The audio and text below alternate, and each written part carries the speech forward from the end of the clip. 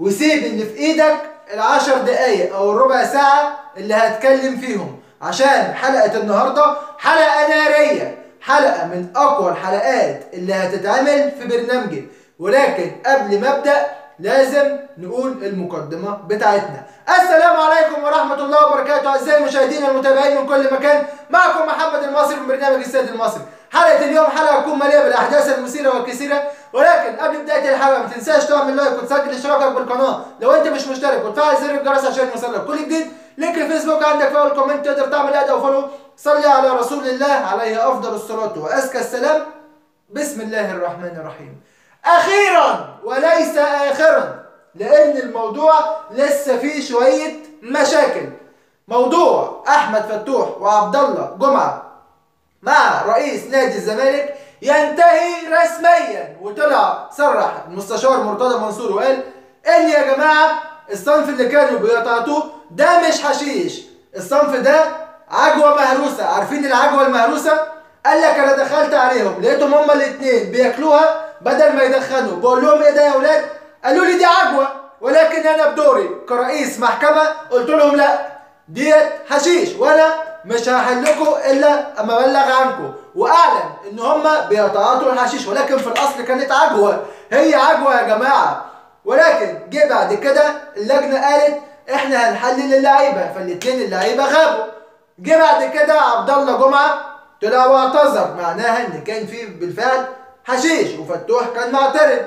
جه طبعا كلام مش هيجي طبعا في الكواليس ولا في الكاميرات، اتقال للعيبه، والكلام ده انا اتقال لي اللهم لك الحمد في الايام الاخيره قدرت اوصل لمصدر جوه نادي الزمالك ومصدر جوه النادي الاهلي، بعيد عن المواقع اللي انا باخد منها بعض الاخبار. والكلام ده اتقال لي حرفيا بان في جلسه اتعملت مع احمد فتوح ومع عبد الله جمعه، وان تم مناقشه الموضوع بصفه وديه مع المستشار مرتضى منصور، والموضوع اتحل ودي. ولكن ركزوا في ولكن دي، ما زالت التحاليل لم تنتهي بعد، وده اللي اكدته بالامس دكتوره هانم امير المدير التنفيذي لمكافحه المنشطات، وقالت ان لسه ما زالت التحاليل حتى الان ما اتعملتش، وان اللعيبه هيتعمل لها تحاليل. وفي حال ثبوت تعاطي اي احد من اللاعبين في اي نادي ليس في الزمالك فقط بانه بياخد منشطات او بيتعاطى اي مواد مخدره، سيتعرض للايقاف لمده عامين هو والنادي اللي بيلعب ليه. وفي كمان خبر بيخص فيريرا المدير الفني لنادي الزمالك بان الغرامه اللي عليه اتشالت بعد ما كان سبوا الحكم والجهاز الفني في مباراه اسوان امام نادي الزمالك، والتقرير اللي اتعمل والشكوى اللي اتبعتت من نادي الزمالك بان زي ما الحكام ما حصلهاش حاجه ارفعوا الغرامه اللي اتعملت على فريرا، عشان يعني مش هقول اتحاد الكوره، اتحاد الاحتواء اتفضل يا باشا احنا شلنا الغرامه بتاعت فريرا. المهندس محمد مصلحي رئيس نادي الاتحاد السكندري رد على توقيع مروان عطيه للاهلي، وقال انه خد العرض الاكبر المقدم ليه لنادي الاتحاد السكندري، ومعرفش اذا كان مضى للزمالك ولا لا، وعلاقتي بالمستشار زي ما هي. وبعد ما اتسال من احد الصحفيين ان 30 مليون مش مبلغ كبير، طلع عشان يقول لا هم مش 30 هم 25 بلس ان في 2 لعيبه من النادي الاهلي راحوا اعاره لنادي الاتحاد. وقال الوضع صعب وانا مش هفضل ادفع من لحم الحي، انا دفعت كتير في ظل وجودي كرئيس لنادي الاتحاد السكندري، ولكن جه الوقت اللي اعوض فيه واخد الفلوس اللي انا دفعتها. كابتن احمد حسام ميدو العالمي على النادي الاسماعيلي قال الوضع صعب والفريق بيتعرض للاهانه، وقال ان في لعيب قال لميدو انا عارف ان وجودك حل مؤقت عشان المستحقات ونص اللعيبه عايزه تمشي، وان الموضوع كمان اكبر من المستحقات، وان في لعيبه جديده خدت 50% من مستحقاتها عكس اللعيبه القديمه. ده معناه ان اللي بيحصل في نادي الاسماعيلي في الفتره الاخيره اهانه حرفيا للاعيبه النادي الاسماعيلي لجمهور نادي الاسماعيلي. ازاي بيتم الاهانه؟ بان انا عندي مجموعه من اللاعبين القدام انا عارف ان اللعيبه دي هتفضل موجوده في النادي، مش جاي لهم عروض ولا معروض انهم يروحوا في اي مكان. طيب بالنسبه للعيبه اللي جت، لا انا هديها جزء من مستحقاتها، يعني زي ما بتقولوا كده يعني ايه، عشان ما يتكلموش، سك بق من الاخر، مرضيه عشان يفضلوا ساكتين. طيب ما اللعيبه القديمه هتيجي تقول لك اشمعنى ادى اللعيبه الجديده؟ زي ما قلت لك انا هدي اللعيبه الجديده عشان تقعد، عشان ما يتكلموش معايا، لكن القديم واخد الوضع وهيبقى الوضع زي ما هو عليه، وان النادي بيتعرض لمؤامره كبيره جدا.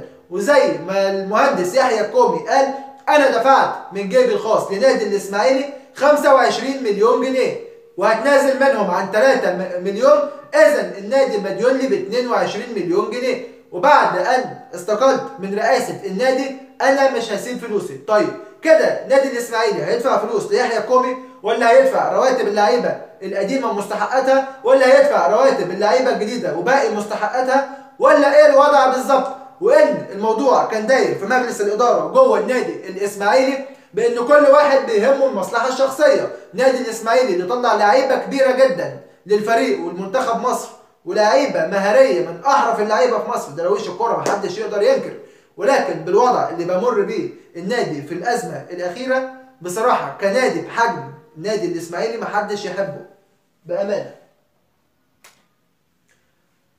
وقال كمان احمد حسام ميدو قبل مباراه البنك الاهلي ان انا اخفيت احد اللاعبين من الديانه انه عليه ديون، وان عبد الرحمن مجدي رفع دعوى قضائيه ضد يحيى الكومي بانه قدم دعوى ضده بخيانه الامانه. وزي ما قلت ان المهندس يحيى الكومي قال انا دفعت فلوس كتير من جيبي ومش هدفع اكتر من كده وانا تمت استقالتي من النادي. مرتضى منصور قال ان اي لاعب مش عايزه فيريرا هيروح الاسماعيلي كنوع من الدعم. ده التصريح اللي قاله رئيس نادي الزمالك النهارده، بان اللاعب اللي مش هيكون فيريرا حابب وجوده جوه النادي هيروح للاسماعيلي فري مجانا كنوع من الدعم. طيب يا سيدي، لفته طيبه وموقف انساني، ولكن زي ما قلت لك قبل كده العيب مش في اللعيبه ولا في المدير الفني ولا في الجهاز الاداري، العيب في رئيس النادي اللي تمت اقالته هو او غيره ومجلس الاداره اللي كان موجود. اذا المشكله ما زالت قايمه حتى لو اديت لهم افضل اللعيبه في العالم. انا دلوقتي شغال في مكان قالوا لي بعيد عن الكوره، قالوا لي مش هتاخد مثلا فلوس الشهر ده، ما فيش الشهر التاني، ما فيش الشهر التالت، ما فيش. طب ما انا راجل متجوز وفاتح بيت، همشي مش هفضل قاعد عندك. معلش، موضوع الانتماء يا جماعه بقى قليل جدا جدا، وكمان انك ما تدينيش حقوقي في ظل ان انا لاعب عندك صابر بقالي شهر واثنين وثلاثه وسته. طيب انا صابر عليك، مين هيصبر عليا؟ فهمتوا النقطه اللي انا بتكلم فيها؟ وكمان الجبلايه بتعقد اجتماع مع كلاتنبرج، وجاء ملخص الجلسه والاجتماع اللي اتقال بان اخطاء عدد الحكام مرتفعه جدا، وقال كلاتنبرج ان الاخطاء وارده وجزء من اللعبه، وان هيتم تصعيد عدد من الحكام الشباب، واكد انهم هيتواجدوا في كاس العالم المقبل. طيب على اي اساس انت بتؤكد ان هم هيتواجدوا؟ هل هيكون عندهم الخبره الكافيه؟ هل انت فعلا هتطور التحكيم في مصر، ولا جاي تقضي السبوبه من الاخر وتاخد القرشين في جيبك وترجع على انجلترا تاني؟ وقال كمان الاستاذ عامر حسين ان الاتحاد الافريقي اجل ماتشات للاهلي لمده شهر في دوري ابطال افريقيا. طيب ده ليه؟ لان النادي الاهلي هيلعب في كاس العالم للانديه، اذا انا هاجل مباريات الاهلي في الدوري لحين انتهاء الاهلي في بطوله كاس العالم وبطوله دوري ابطال افريقيا. وقال كمان في حال وصول الاهلي لنهائي كاس مصر سيتم تاجيل المباراه النهائيه، وان بعد كده هيتم ضغط مباريات للنادي الاهلي، المباريات المتاجله، بان زي السيزون اللي فات واللي قبله هيتلعب كل 3 أو 4 ايام مباراه. اذا اخر مباراه هيلعبها النادي الاهلي قبل رحيله لكاس العالم للانديه هي مباراه البنك الاهلي، هتكون يوم 24/1.